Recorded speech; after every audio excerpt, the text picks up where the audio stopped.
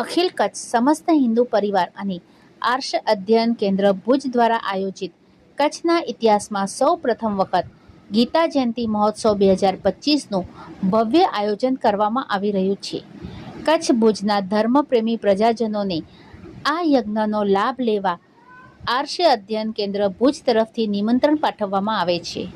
તારીખ 1/12/2025 થી 6/12/2025 સુધી ચાલનારા આ કાર્યક્રમ અંગે વિશેષમાં સ્વામીશ્રીએ જણાવ્યું હતું કે ભગવદ્ ગીતા જયંતિ 1 ડિસેમ્બરના છે અને એની પૂર્વ સંધ્યાએ 30 નવેમ્બરના એક ગ્રંથ યાત્રા નીકળશે, ગીતા ગ્રંથ યાત્રા, જેમાં 10 તાલુકાના એટલે આપણા આખા કચ્છ જિલ્લાના 10 તાલુકાના જે હિન્દુ જ્ઞાતિના જે સમાજો છે એ સમાજના પ્રમુખ હોય, મહિલા મંડળના પ્રમુખ હોય, યુવક મંડળના પ્રમુખ હોય અને કારોબારી સભ્યો હોય, આવા બધા 10 તાલુકાના આ બધા જ સભ્યો ભેગા થશે અને એક સાથે રામધૂનથી શરૂ થશે. બપોરના 3:30 વાગે એટલે 30 તારીખે રવિવારે અને 6 વાગે ટાઉન હોલ પહોંચશે અને ટાઉન હોલમાં આ બધા જ પ્રમુખોનું એક સાથે સન્માન થશે સ્ટેજ ઉપર અને એનું સન્માન આખા કચ્છમાંથી અમારા 20 સાધુ સંતો બધા ભેગા થશે અને પ્રમુખશ્રીઓનું અને મહિલા મંડળના પ્રમુખશ્રીઓનું સન્માન અમે કરશું. અને તે દિવસે 30 તારીખે અને રાતના આખો પ્રોગ્રામ 8 વાગે પૂરો થાય અમારો,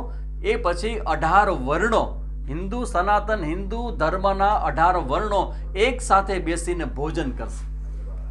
અને તે ઉપરાંત 1 ડિસેમ્બર થી 7 ડિસેમ્બર ગીતા જ્ઞાન યજ્ઞ છે, જેમાં રોજ સાંજના 5 થી 8ની વચ્ચે અમુક કલ્ચરલ પ્રોગ્રામ, બહારના વક્તાઓ ડૉક્ટર શરદ ઠાકર અને ડૉક્ટર જગદીશ ત્રિવેદી આવવાના છે. એ ઉપરાંત બીજા અલગ પ્રોગ્રામો છે ને રોજ સાંજના 6:30 થી 8 મારું પ્રવચન હશે. ભગવદ્ ગીતાનો બીજો અધ્યાય સ્થિતિપ્રજ્ઞ લક્ષણો, લાઈફ મેનેજમેન્ટ એટલે કે બ્રેઇન સ્ટ્રોમિંગ સેમિનારના ફોર્મમાં અમે કરશું, જેમાં અડધી પોણી કલાકનું પ્રવચન હશે અને છેલ્લી 15 મિનિટ છે એ ક્વેશ્ચન આન્સરની પણ હશે. અને રોજ રાત્રિના જેટલા પણ લોકો આવ્યા હશે એ બધા સાથે મળીને હળી મળીને મહાપ્રસાદ ગ્રહણ કરશે. આ આખો જે પ્રોગ્રામ છે ને એને જાગૃતિ માટે એક જાગરણ યાત્રા એટલે કે બાઇક રેલી અમે કાઢવાના છે. 29 તારીખ શનિવારે બપોરના 3:30 વાગે એ જુબેલી ગ્રાઉન્ડમાં લગભગ 500-700 યુવા ભાઈ બહેનો બધા પોતાના ડ્રેસ કોડમાં ભેગા થશે અને જુબેલીથી પ્રમુખ સ્વામી નગરથી થઈ અને મંગલમ 4 રસ્તા થઈ એસટી બસ સ્ટેશન થઈ અને વીડીઆઈ સ્કૂલથી પાછા જુબેલી આવી અને બાઇક રેલીનું આયોજન છે. ને આ સંદર્ભે હું અપીલ કરીશ, જે પણ કોઈ લોકો આ ધાર્મિક અને સાંસ્કૃતિક અને રાષ્ટ્રીય પ્રોગ્રામમાં પોતાનું યોગદાન આપવા તૈયાર હોય એ બધાને મારું આહવાન છે કે આવો સાથે મળીને બાઇક રેલી કાઢી અને સાથે સાથે 30 તારીખનો જે સરસ મજાનો જે ગ્રંથ યાત્રા છે એમાં પણ ભાઈઓ બહેનો નાસ્તા કૂદતા બધા કાઢવાના છે. બધાને મારું આહવાન છે, આવો સાથે મળીને આપણે આપણા ધર્મનું રક્ષણ કરીએ અને આપણા દેશનું પણ સાથે સાથે કંઈક કલ્યાણ કરી શકીએ. ભગવદ્ ગીતા ગ્રંથ છે ને એ આપણું હૃદય છે, યાદ રાખજો. જ્યારે પણ હૃદય હોય ને એ હૃદય રસ્તે રજડતું હૃદય છે ને એ હંમેશા નિંદનીય છે.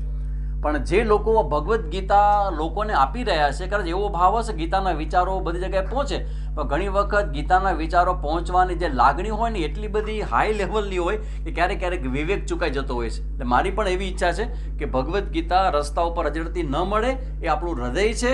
અને અમુક જગ્યાએ ધર્મમાં જોઉં છું કે એ લોકોના ધર્મગ્રંથો હોય ને એ લોકોના ઘરની અંદર પણ ઊંચાઈએ રાખવામાં આવતો, કોઈને ટચ ન કરી શકે એટલી બધી એની પવિત્રતા હોય. તો ભગવદ્ ગીતા પ્રત્યેની પવિત્રતા, માન સન્માન જળવાય એના માટે જ આખા પ્રોગ્રામનું મેં આયોજન કર્યું છે. ત્યારે સરકારનો જે SIRની જે પ્રવૃત્તિ, સરની પ્રવૃત્તિ છે, એમાં ઘણા બધા વર્ક લોડને કારણે, અતિ વર્ક હોવાને કારણે ઘણા આપણા શિક્ષક મિત્રો સુસાઇડ કરે એટલું બધું પ્રેશર આવ્યું છે. તો અમારું આખું જે આયોજન છે ને એ આ બધા શિક્ષક મિત્રોને એના સ્ટ્રેસમાંથી ફ્રી કેમ થવાય, આ એનું વર્ક છે, એ જ એનો ભગવાન છે. કે ભગવદ્ ગીતામાં ભગવાન કે તારું કર્મ એ જ તારો ઈશ્વર છે.